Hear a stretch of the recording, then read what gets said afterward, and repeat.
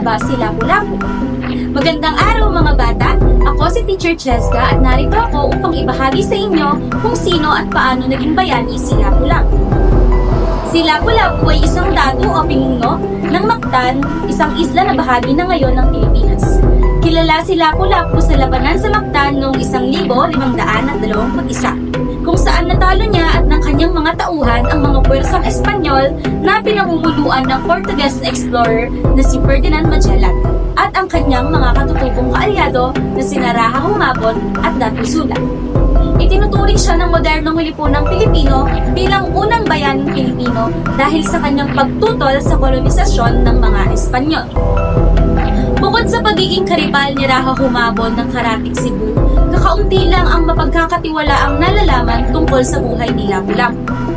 Ang tanging umiral na pangunahing mapagkukunan sa nabanggit sa kanya sa pangalan ay ang salaysay ni Antonio Pigafetta, at ayon sa mananalaysay na si Cecil V. Mojares, walang European na nag-iwan ng pangunahing talaan ng paglalakbay dagat ni Magellan ang nakakaalam kung anong itsura ni Lapu-Lapu.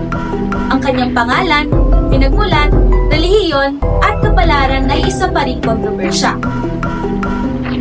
Ngunit sa kanyang katapangan na ipaglaban ang kanyang nasasakupan sa kolonisasyon ay tunay niyang makabayan, kaya marapat lamang na si Lapu-Lapu ay ihinangin bilang isang bayani ng Pilipinas. Ayun lamang at sana ay mayroon kayong natutunan sa ating talakayan.